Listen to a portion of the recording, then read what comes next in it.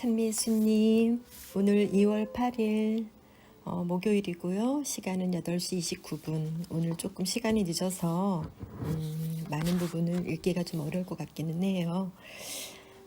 오늘 아침 새벽에 터키와 시리아의 지진 상황을 보면서 너무 가슴이 아팠습니다. 제가 본 영상은 사실 어제 하루 종일 너무 바빠서 아무런 뉴스를 접하지 못했는데 처음 보게 된 영상이라 그런지 너무 충격이 컸고요. 한 아이가 태어나고 그 같은 장면에서 또 한 아이가 죽는 그런 상황에서 부모의 울부짖음, 그거를 보면서 너무나 어떻게 표현할 수 없는 그런 아픔이 느껴지더라고요. 삶과 죽음이 동시에 그곳에서 일어나고 있고 또 많은 선량한 시민들이 죽어가고 있을 때 어느 한 남자분은 하느님을 찾으면서 기도해달라고 그렇게 카메라를 대고 외치더라고요. 그거를 사실 인간인지라 우리가 진정으로 아픔을 같이 한다는 것을 잘 알지 못하고 입으로 기도할 때가 너무 많은 것 같아요. 그런 의미에서 하느님께 감사드리고 기도해달라고 울부짖는 그 사람을 위해 오늘 성무일도도 모든 기도를 바쳤습니다. 참 인간의 교만과 또 인간의 나약함 다시 한번 느끼는 오늘 아침이었고요. 그러면서 제가 어느 한 자매를 통해 또 깨달은 바가 있었어요. 저 또한 심리적인 부분으로 사람을 대하고 있었을 때를 돌이켜보면서 어떤 것을 정말 생명으로서 순수하게 아파할 수 있는 사람도 있구나. 그래, 지금이 이 순간일 수도 있어 라고 생각하며 어느 한 자매를 정말 진심으로 이제 이해하게 됐어요. 저의 교만과 또 저의 어리석음, 주님께 용서를 구하고 자비를 청합니다. 주님, 우리 그 터키와 시리아에 자비를 베풀어 주시고 그들 안에서 주님의 빛이 크게 영광을 드러낼 수 있도록 그들의 절망 안에 주님 함께 해주소서. 기도를 청하는 모든 이들의 그 마음을 우리가 듣고 그들을 향해, 그들의 절망을 향해 다시 희망을 주실 것을 주님을 믿으며 기도할 수 있는 마음 많은 이들에게 나누어 주소서. 주님, 오늘 하루 우리가 깨어서 사랑하며 아파하며 또 그것을 실천할 수 있는, 사랑으로 실천할 수 있는 지혜와 용기, 힘을 주소서. 저에게 굳셈을 주소서. 주님 감사합니다. 모든 형제 자매들에게 자비를 베풀어 주소서. 아멘. 네, 오늘 1장 시작하는데 제가 잠시 열어보니 1장도 매우 길어요. 그래서 할 수 있는 만큼 오늘 읽고 다시 이어가도록 하겠습니다. 오늘 1장 타이틀은 그대가 그것이다. 네, 본문 읽도록 하겠습니다. 영혼의 철학은 세 가지 방식으로 접근할 수 있다. 실천과 도덕성이라는 밑바닥에서 시작하거나 형이상학적 진리를 고려하며 꼭대기에서 시작하거나 마음과 물질, 행동과 생각이 인간의 심리학에서 만나는 장소에 초점을 두는 중간에서 연구를 시작하는 것이다. 제가 세례명이 힐데가르트라 힐데가르트 음악을 배경으로 깔고 하는데 너무 컸네요. 나중무는 고타마 붓다처럼 철저하게 현실적인 스승들이 선호하는 방법으로 이들은 사변을 이용하지 않고 인간의 가슴에서 탐욕, 분노, 미혹과 같은 끔찍한 불을 끄는 데 주로 관심이 있다. 높은 문을 통과하는 사람들은 생각하고 분석하는 것이 천직인 타고난 철학자와 신학자들이다. 중간 문은 이른바 영적 종교의 옹호자들에게 입구를 제공한다. 인도의 혁신적인 영성가들, 이슬람의 술피들, 중세 후기 가톨릭 신비자들, 그리고 프로테스탄트 전통에서는 댕크, 프랑크, 카스텔리오, 에버라드, 존 스미스 및 초기 퀘이커 교도들과 윌리엄 로 같은 이들이다. 이 책의 주제로 들어가는 문은 중간문인데 이 문이 중심에 있기 때문이다.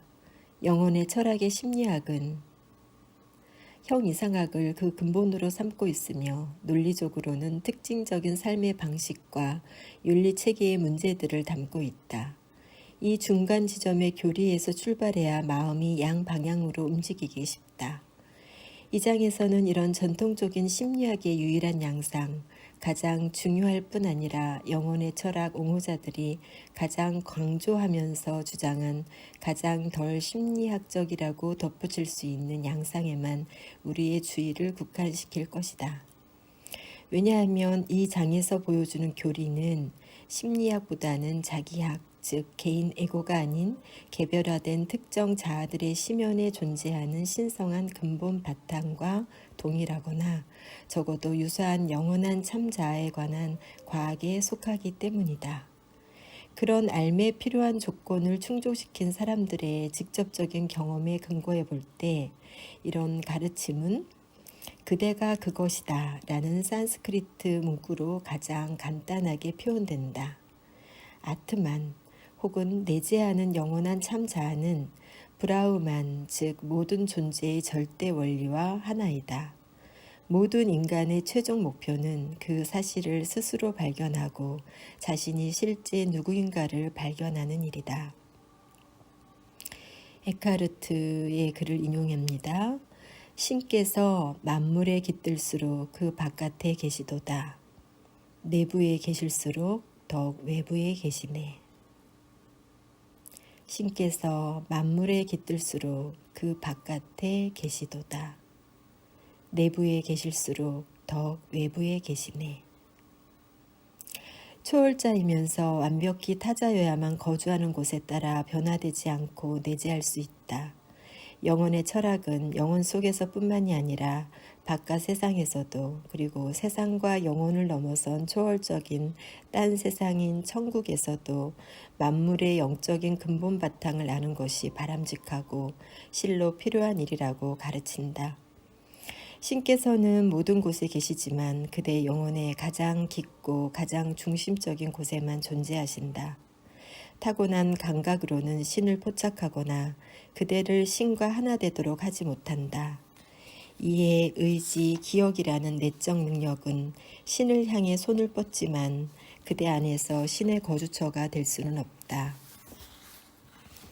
그러나 이 모든 능력들이 나오는 그대의 뿌리, 심연이 존재한다. 마치 중심에서 뻗어나오는 선들처럼 나무 기둥에서 뻗어나오는 가지처럼 이 심연을 영혼의 중심, 근원 또는 밑바탕이라고 한다.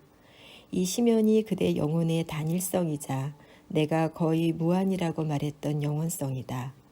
왜냐하면 그것은 너무 무한해서 신의 무한성만이 그것을 충족시키거나 거기에 휴식을 줄 수 있기 때문이다. 여기까지는 윌리엄 로의 글입니다. 다시 한번 읽어볼게요. 윌리엄 로의 신께서는 모든 곳에 계시지만 그대 영혼의 가장 깊고 가장 중심적인 곳에만 존재하신다. 타고난 감각으로는 신을 포착하거나 그대를 신과 하나 되도록 하지 못한다. 이해, 의지, 기억이라는 내적 능력은 신을 향해 손을 뻗지만 그대 안에서 신의 거주처가 될 수는 없다. 그러나 이 모든 능력들이 나오는 그대의 뿌리, 심연이 존재한다. 마치 중심에서 뻗어나온 선들처럼 나무 기둥에서 뻗어나오는 가지처럼 이 심연을 영혼의 중심, 근원 또는 밑바탕이라고 한다. 이 시면이 그대 영혼의 단일성이자 내가 거의 무한이라고 말했던 영혼성이다. 왜냐하면 그것은 너무 무한해서 신의 무한성만이 그것을 충족시키거나 거기에 휴식을 줄 수 있기 때문이다. 네. 이 인용문은 앞에서 언급한 내용과는 모순되는 것 같지만 이는 실제상의 모순이 아니다. 내면의 신과 외부의 신, 이 두 개의 추상적 개념을 이해할 수도 있고 언어로 표현할 수도 있다. 그러나 영혼의 가장 깊은 중심 부분이 아니고서는 이 개념이 지시하는 사실을 깨닫거나 경험할 수 없다. 외부의 신은 다름 아닌 내면의 신이다. 비록 두 추상 개념을 동일한 장소에서 깨닫는다고 하더라도 내면에서 신을 깨닫는 것의 본질적 속성은 외부에서 신을 깨닫는 것과는 질적으로 다르며 이들 각각은 내면이면서 동시에 외부인 것, 지각하는 자의 참 자아인 동시에 바가바드 기타의 표현을 빌면 이 모든 세계에 충만한 것으로서의 근본 바탕을 깨닫는 것과는 다르다. 스웨타케투가 12살이 되었을 때, 지금부터는 인용이에요. 스웨타케투가 12살이 되었을 때 스승에게 보내져서 24살이 될 때까지 그와 함께 공부하였다. 모든 배달을 배운 뒤 그는 아주 비판적이고 완벽하게 잘 교육받았다고 믿고는 자만심에 가득 차서 집으로 돌아왔다. 아버지가 그에게 말했다. 스웨타케투, 내 아들아, 학식을 많이 쌓고 비판력에 뛰어난 너는 들을 수 없는 것을 듣고 지각할 수 없는 것을 지각하며 알려지지 않는 것을 아는 그런 지식을 청해 보았느냐. 무엇이 그런 지식입니까? 스웨타케타는 물었다. 아버지는 대답했다. 진흙 한 덩이를 알므로써 진흙으로 만들어진 모든 것을 알게 되는 것처럼 그 차이란 이름에 불과하다. 하지만 그 모두가 진흙이라는 사실이 바로 그런 지식이란다. 우리가 모두 알고 있는 지식이지. 그러나 존경하는 제 스승님들께서는 그 지식을 모르셨습니다. 알고 계셨다면 제게 전수해 주셨을 것이니까요. 그러니 아버지께서 그 지식을 제게 전해 주십시오. 그러마 라고 아버지가 대답했다. 그러고는 보리수 나무 열매를 하나 가져오너라 라고 말하였다. 여기 있습니다 아버지. 쪼개보거라. 쪼갰습니다. 거긴 무엇이 보이느냐? 씨가 보이는데 아주 작습니다. 씨 한 개를 쪼개보아라. 쪼갰습니다. 무엇이 보이느냐? 아무것도 안 보입니다. 아들아, 거기 그 정수라 할 수 있는 곳에서 내가 인식할 수 있는 미묘한 본질이 거대한 보리수나무를 세우고 있다. 미묘한 본질인 그곳에 존재하는 모든 것이 그 자체의 본성을 가진다. 그것은 진리요 참 자아이며 스웨타케타야 내가 바로 그것이니라. 라고 아버지가 대답했다. 아들이 말했다. 아버지, 제발 더 이야기해 주세요. 그렇다면 좋다. 아버지가 대답했다. 나의 아들아, 이 소금을 물에 넣고 내일 아침 내게로 오너라. 아들은 아버지가 시키는 대로 했다. 다음 날 아침 아버지가 말씀하시길 물속에 넣은 소금을 가져오너라. 아들은 소금을 찾아보았지만 찾을 수 없었다. 소금이 물에 녹아버린 것이다. 아버지는 말했다. 표면에 있는 물을 약간 찍어 맛보거라. 어떠냐? 짭니다. 중간의 물을 맛보거라. 어떠냐? 짭니다. 바닥의 것을 맛보거라. 어떠냐? 짭니다. 물을 버리고 내게로 다시 오거라. 아들은 아버지가 시키는 대로 했지만 소금은 사라지지 않았다. 소금의 본질은 영원히 존재하기 때문이다. 그러자 아버지가 말하였다. 아들아, 소금물 속의 소금과 마찬가지로 내가 진리를 인식하지 못한다 해도 그것은 실제로 거기 있단다. 아멘.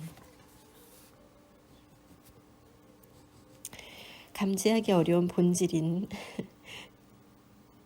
그곳에 존재하는 모든 것이 자체의 본성을 가진다.